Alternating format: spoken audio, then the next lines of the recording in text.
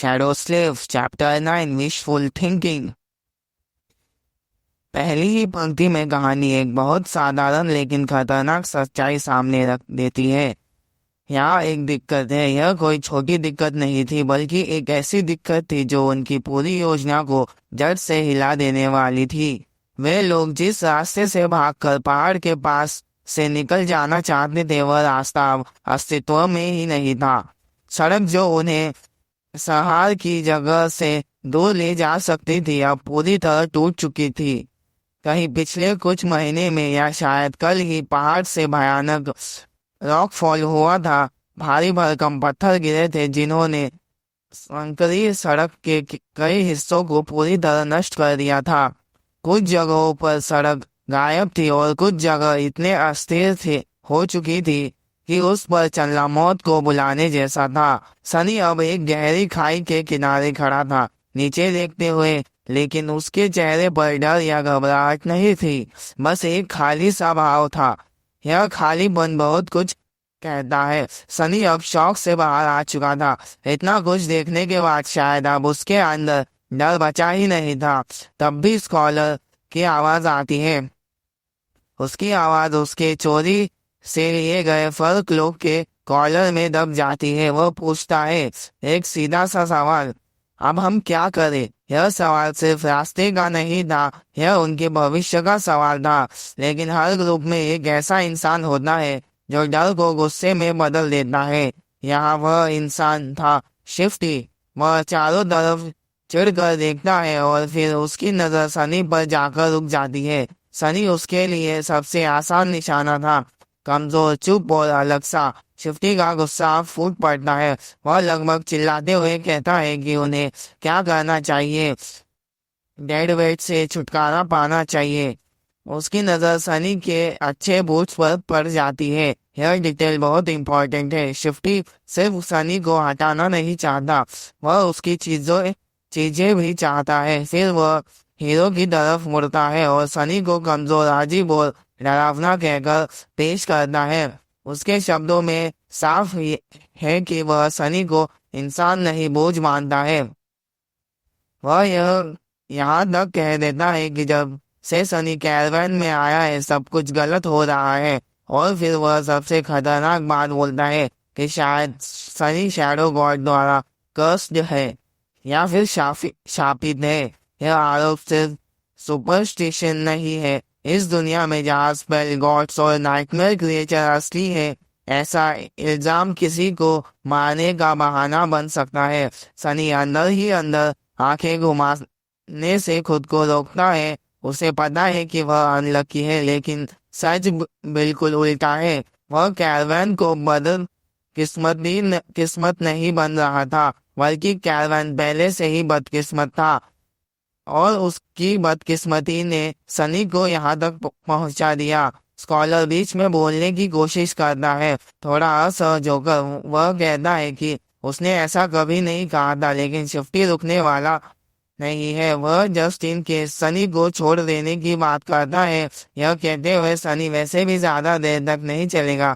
यहीं पर एक बहुत सब्टल लेकिन चिलिंग मूवमेंट आता है। स्कॉलर सनी को एक अजीब सी नजर से देखता है। सनी को लगता है शायद पैरानोइया हो, लेकिन स्कॉलर की आंखों में कैलकुलेटिंग कोल्डनेस थी, जैसे वह सनी को इंसान नहीं, एक पॉसिबिलिटी की तरह देख रहा हो। फिर स्कॉलर सिर हिलाकर कहता है कि अभी जल्दी नहीं करनी चाहिए।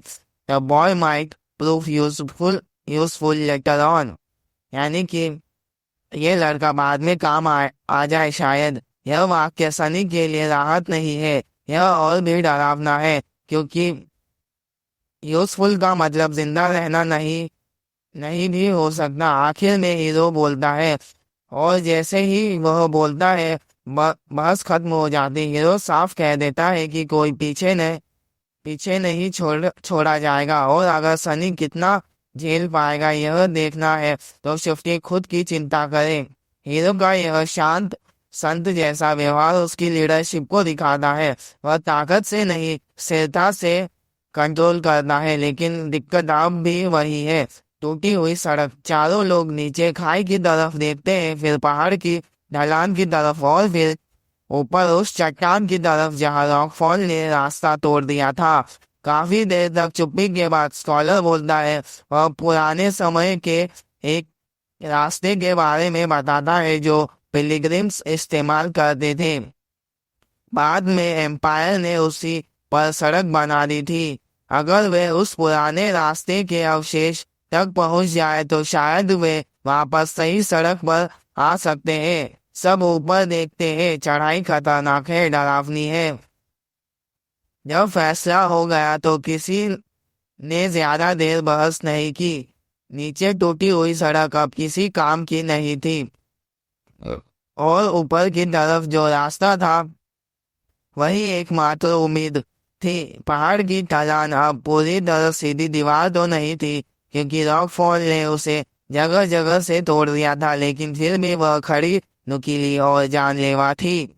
यह ऐसी चढ़ाई थी जहां एक छोटी सी गलती इंसान को सीधे मौत के मुंह में पहुंचा सकती है। शिफ्टी सबसे पहले बोल पड़ा। उसका डर गुस्से में बदल चुका था। वह लगभग चिल्लाकर कहता है, यहाँ चढ़ना क्या तुम सरफिरे हो? उसके शब्दों में सवाल कम और घबराहट ज्यादा थी, लेकिन स्कॉलर बस कंधे उचका देता है। उसके पास कोई दूसरा जवाब नहीं था। अगर कोई बेहतर रास्ता नहीं है तो यही रास्ता बेहतर है। आखिरकार थोड़ी सी तैयारी के बाद वह चढ़ना शुरू कर देते हैं। यहाँ एक बहुत इंपॉर्टेंट डिटेल आती है। सामान शिफ्टी और स्कॉलर दोनों जिंदा करके मरे हुए सैनिक से उठाए गए हथियार अपने साथ ले जाते हैं। शायद उन्हें लगता है कि हथियार छोड़ना बेवकूफी होगी, या शायद हथियार उनके डर को थोड़ा कम कर देता है। लेकिन सनी अलग फैसला करता है। उसके हाथ में नया मिली हुई छोटी तलवार है, यानी कि शॉर्ट स्वॉर्ड है। वह तलवार उसे पसंद है। एक तरह से वह तलवार उसकी पहली जीत थी, पहली चीज जो उसने अपने दम पर पाई थी। फिर भी थोड़े अफसोस के साथ सनी उसे पीछे छोड़ देता है। यह फैसला दिखाता है कि सनी बाकी लोगों से अलग कैसे सोचता है। वह जानता है कि यह चढ़ाई उनकी एंड्योरेंस की परीक्षा लेने वाली है। अभी तलवार भारी नहीं लग रही, लेकिन ऊपर जाते जाते थोड़ा वजन लोहे की तरफ नहीं, पत्थर की तरफ महसूस होगा। सनी अब पहले से ही ग्रुप का सबसे कमजोर सदस्य है। अगर वह और बोझ उठाएगा तो शायद बीच में ही टूट जाएगा। इसलिए वह सोचता है कि तलवार छोड़ना कमजोरी नहीं, यह जिंदा रहने का सही फैसला है। पहले ही पहाड़ की सड़क पर सामान के पीछे के साथ चलना मुश्किल था, लेकिन अब असली पहाड़ पर चढ़ना यह तो प्योर टॉर्चर निकला। सिर्फ आधे कंधे में सनी की हालत हो जाती है। उसकी मांसपेशियां ऐसे जलने लगती है जैसे पिघल रही हो। उसके फेफड़े ऐसे महसूस होते हैं जैसे अंदर से फट जाएंगे। हर सांस एक लड़ाई बन जाती है। फिर भी सनी दांत बींचकर आगे बढ़ता रहता है। वह जानता है कि रुकना मौत के बराबर है और बार बार खुद को याद दिलाना पड़ता है, पर पैर संभाल कर रखना है। यह ढलान फिसलन भरी है, बर्फ से जमी हुई और अस्थिर है। यहाँ एक गलत कदम और आदमी सीधे नीचे खाई में गिर सकता है, जहाँ कोई दूसरा मौका नहीं मिलेगा।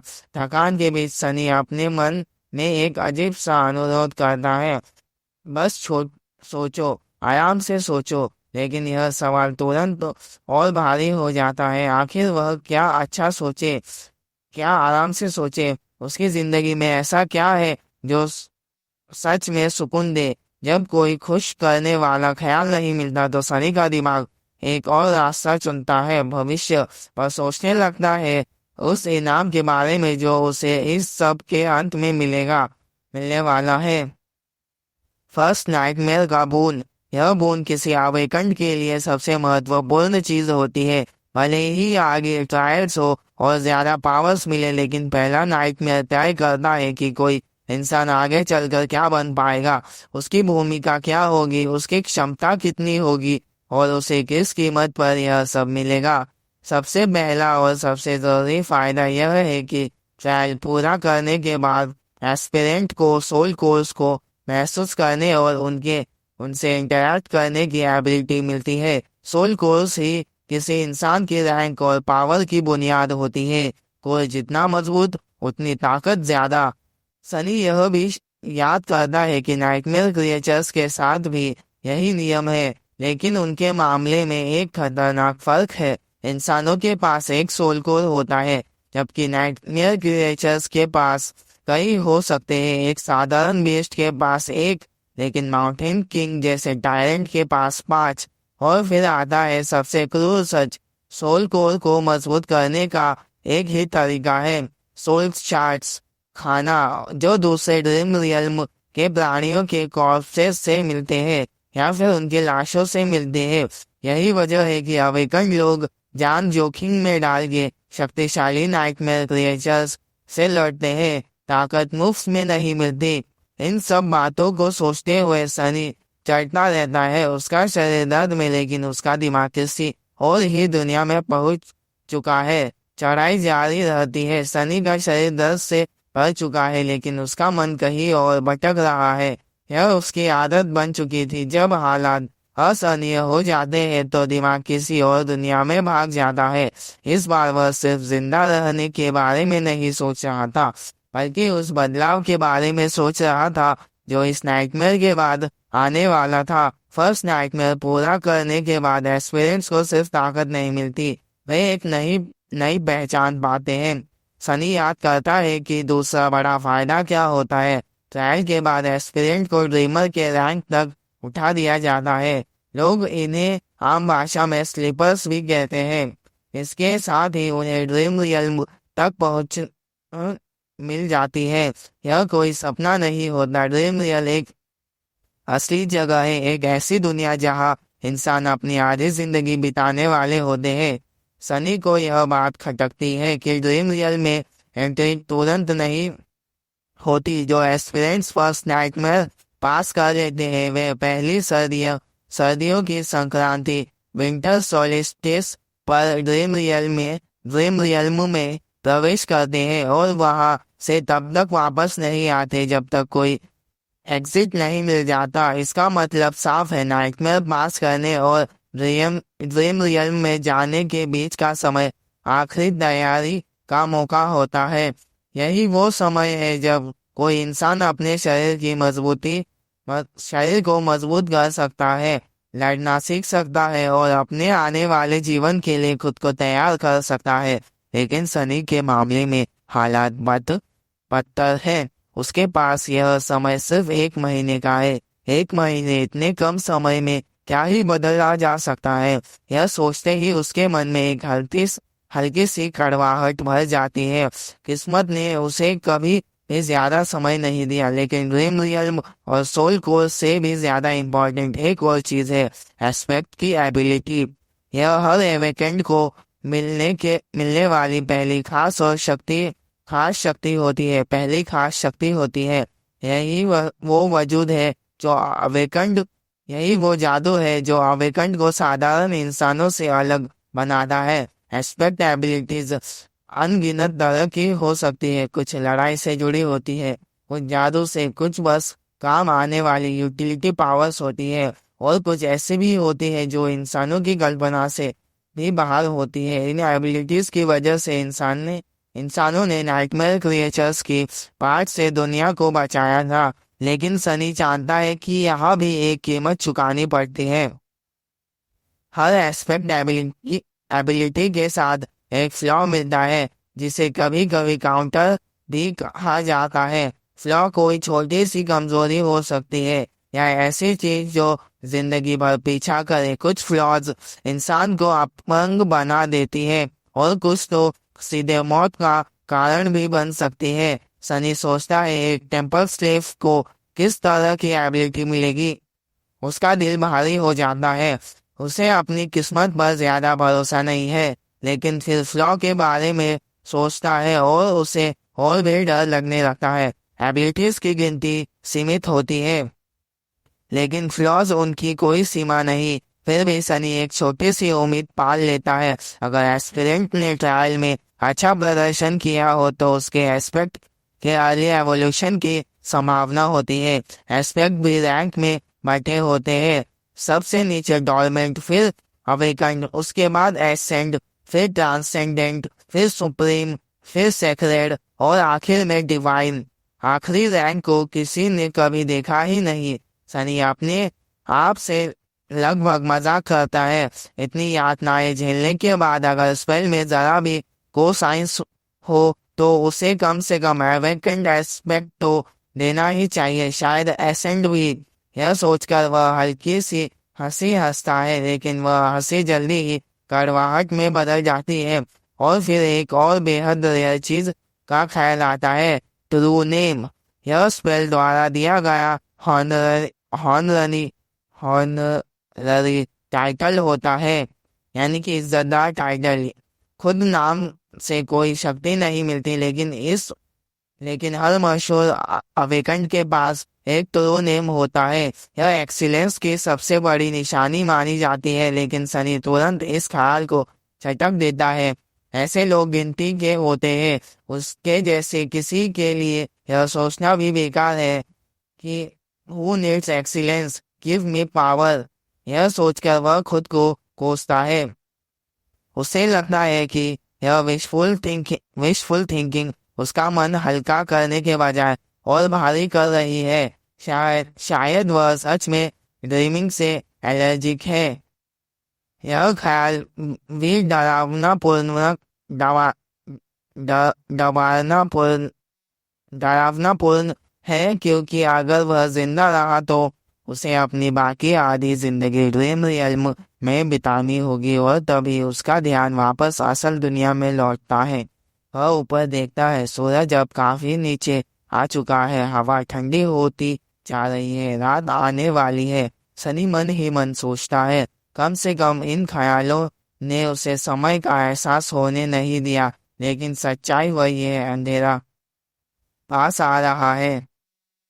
अभी सिर्फ बताया गया है कि रात आ रही है, लेकिन ग्रुप पर रात का साइकोलॉजिकल प्रेशर, थकान, ठंड और अंधेरा, ये सब कारण अभी बाकी है। विशफुल